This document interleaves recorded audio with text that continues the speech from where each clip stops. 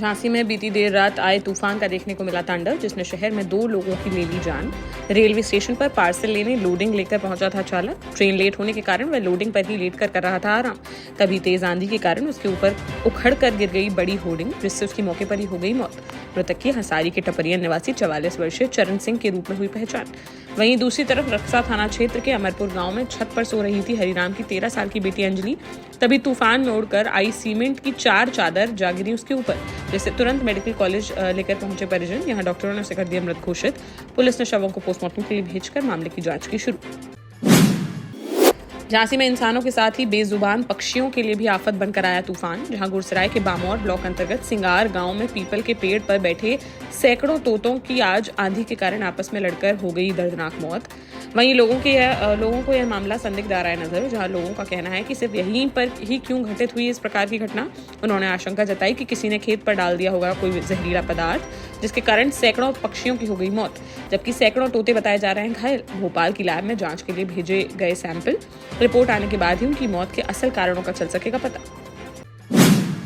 प्रधानमंत्री नरेंद्र मोदी ने अमृत भारत स्टेशन योजना के तहत झांसी रेल मंडल के ओरछा व पुखराया समेत मध्य प्रदेश के 6 स्टेशन नर्मदापुरम, श्रीधाम, कटनी साउथ, शाहजहांपुर, सिवनी का किया लोकार्पण। जहां कार्यक्रम में राजस्थान के बीकानेर से वर्चुअली जुड़े प्रधानमंत्री। वहीं लोकार्पण कार्यक्रम में नर्मदापुरम से जुड़े मुख्यमंत्री डॉक्टर मोहन यादव, जहां उन्होंने कहा कि ये बदलते दौर का है भारत। भोपाल के भेल में वंदे भारत और मेट्रो ट्रेन के बनाए जाएंगे कोच, जिससे लोगों को मिलेंगे रोजगार। यात्रियों की सुविधा के लिए स्टेशन में दी गई हैं कई आधुनिक सुविधाएं। इधर ओरछा स्टेशन परिसर में भी कार्यक्रम का किया गया आयोजन, जिसमें केंद्रीय मंत्री डॉक्टर वीरेंद्र खटीक, निवाड़ी विधायक अनिल जैन समेत अन्य जनप्रतिनिधि रहे मौजूद। जालौन जिले के कौंच कोतवाली क्षेत्र में एक गर्भवती महिला की गलत इंजेक्शन लगने के कारण हो गई मौत।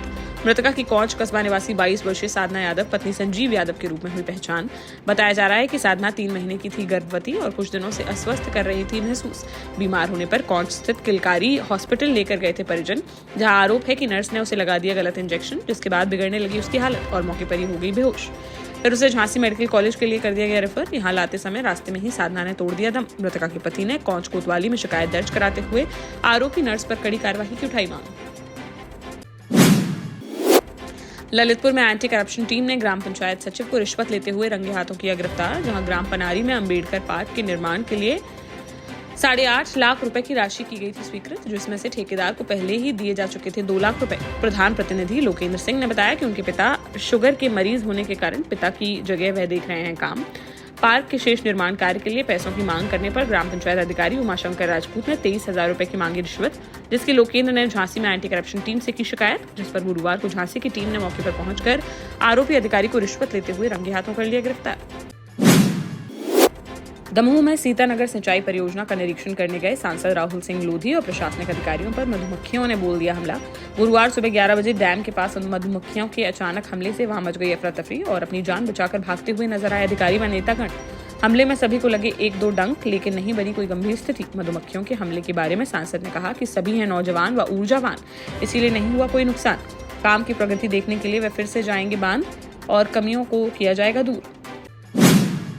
झांसी के मोहरानीपुर में फिर सुनने को मिली गोलियों की तड़तड़ाहट, जहां उल्दन थाना क्षेत्र में महिला के लूटने वाले अन्य 2 बदमाशों को भी मुठभेड़ के दौरान कर लिया गया गिरफ्तार। एसपी सिटी ज्ञानेंद्र सिंह ने बताया कि बीते 13 मई की रात को उल्दन के सिजारा गांव के पास बंगरा निवासी ममता देवी के साथ की गई थी लूटपाट, जिसके 5 आरोपियों को 3 दिन पूर्व मुठभेड़ के दौरान कर लिया गया था गिरफ्तार, जबकि अन्य 2 आरोपियों पर 15-15 हजार रुपए का इनाम किया गया था घोषित। बीती रात सूचना मिली कि गौराहा रोड से बंगरा की तरफ जाने वाले मार्ग से निकलने वाले हैं बदमाश, जिस पर तुरंत मौके पर पहुंची स्वॉट टीम व उल्दन थाना पुलिस।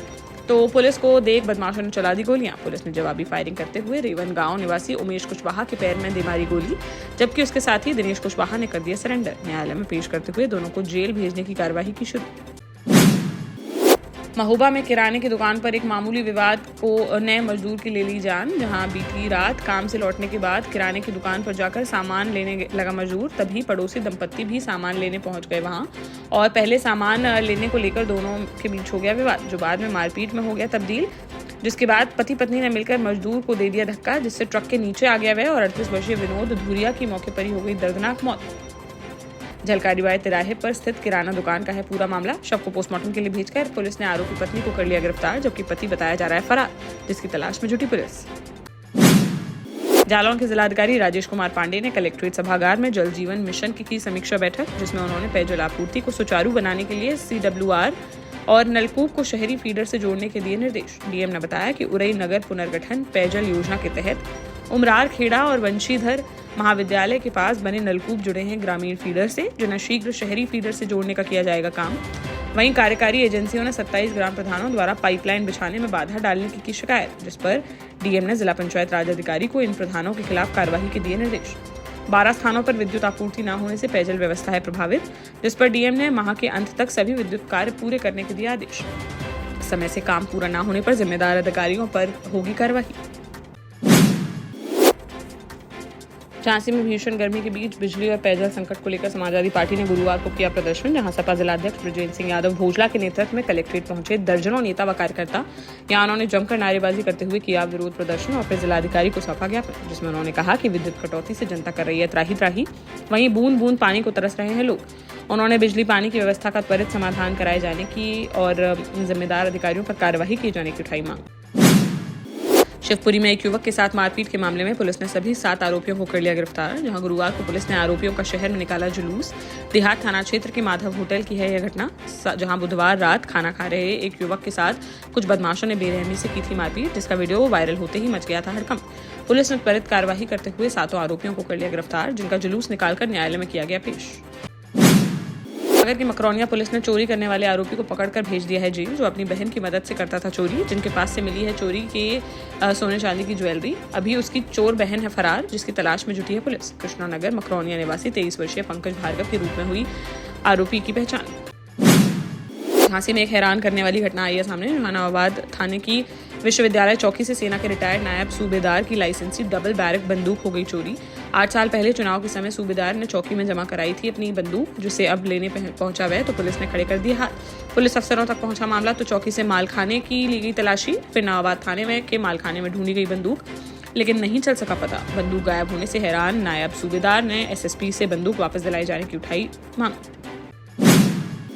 जालौन के कौंच नगर में 15 मई को दिन दहाड़े नवीन ज्वेलर्स की दुकान में हुई डकैती की वारदात को बीत चुका है 1 हफ्ता, लेकिन इसके बावजूद अब तक कोई सुराग हाथ न लगने से व्यापारियों में देखने को मिला आक्रोश। डकैती के खुलासे में हो रही देरी को लेकर उत्तर प्रदेश उद्योग व्यापार मंडल की कौंच इकाई ने गुरुवार को सराफा बाजार में शुरू कर दिया धरना प्रदर्शन, जहां प्रदर्शनकारियों ने साफ कहा कि जब तक डकैती का नहीं होता खुलासा तब तक उनका आंदोलन रहेगा जारी और वह नहीं बैठेंगे शांत। झांसी में अब सभी दलों के नेताओं द्वारा बिजली कटौती के खिलाफ किया जाएगा बड़ा आंदोलन, जहां गुरुवार को एक स्थानीय होटल में सर्वदलीय बैठक का किया गया आयोजन, जिसमें कांग्रेस, सपा, बसपा और आम आदमी पार्टी समेत व्यापारी नेता और समाजसेवी संगठन हुए शामिल। पूर्व केंद्रीय मंत्री प्रदीप जैन आदित्य ने कहा कि बैठक में यह किया गया है सुनिश्चित कि शुक्रवार से बिजली कटौती के खिलाफ किया जाएगा धरना, जिसमें हजारों लोग होंगे शामिल। शुक्रवार सुबह 11 बजे से लाइट चौराहे पर किया जाएगा विशाल धरना प्रदर्शन। ललितपुर में बुधवार रात तेज हवाओं के कारण शहर के कई इलाकों में बिजली आपूर्ति हो गई बाधित, जिससे पूरी तरह से नहीं भर पाई पानी की टंकी, तो शहर के विभिन्न हिस्सों में पेयजल आपूर्ति हुई प्रभावित। जल संस्थान के वाटर बॉक्स में विद्युत फेज में गड़बड़ी के कारण गुरुवार सुबह टैंकरों से पानी की आपूर्ति भी हुई प्रभावित। सामान्य दिनों में सुबह 6 बजे से शुरू होने वाली टैंकर सेवा गुरुवार को 9 बजे से हो सकी शुरू, जिससे लोअर और अपर जोन के निवासियों को पानी की समस्या का करना पड़ा सामना। देश का जाना माना सैनफिन ग्रुप आपके लिए फिर लाया है झांसी में वास्तु के हिसाब से फ्लोर प्लान सहित एक शानदार टाउनशिप, जिसमें सुरक्षा की दृष्टि से सीसीटीवी, एक ही ग्रैंड गेट से एंट्री और एग्जिट, चौड़ी सड़कें, parking, car wash area, senior citizen and international fountain parks, swimming pool, gym, badminton, tennis आदि courts, school, hospital, shopping mart आदि कई सुविधाएं। इसीलिए तो हम झांसी में लोगों की पहली पसंद। 12 साल पहले अपने स्टार्टअप के साथ ही योग्य नेतृत्व, अनुभवी टीम और सक्षम सेंट्रलाइज और उत्तरदायी प्रबंधन के बल पर सबको घर गुणवत्ता के साथ समय पर घर की योजना के तहत सैनफिन समूह ने बहुत ही कम समय में 1500 से ज्यादा यूनिट्स को दिया है कब्जा। समय पर डिलीवरी से हमारे ग्राहकों में बड़ा है विश्वास और मिली है संतुष्टि। सैनफिन समूह ने बहुत कम समय में Sanfin Ashok city, green homes residency, green homes city, Sanfin Ashok valley, Delhi public school, Sanfin शाखा, केन सैनफिन अस्पताल सहित कई अन्य परियोजनाओं के साथ नई झांसी के निर्माण में स्थापित किया है एक बड़ा मुकाम। तो आप भी आज ही आइए अपने परिवार के साथ और कीजिए अपने सपने साकार।